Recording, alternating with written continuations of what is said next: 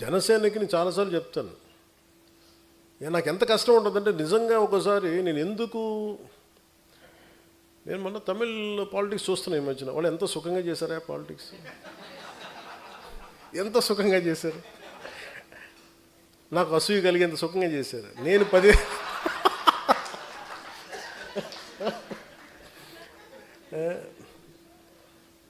కటౌట్లు పెట్టుకుంటే గెలిచేశారు.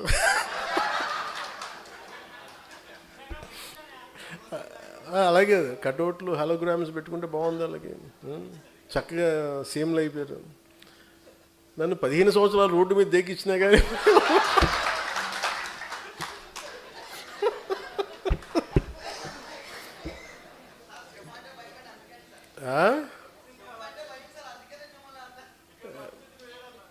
సరదా తెలియదు.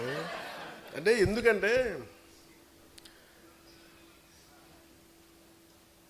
నేను మానవత్వం గురించి ఆలోచించాను. హ్యుమానిటీ. ఒక మాట మాట్లాడాలంటే చాలా అవగాహన కావాలి.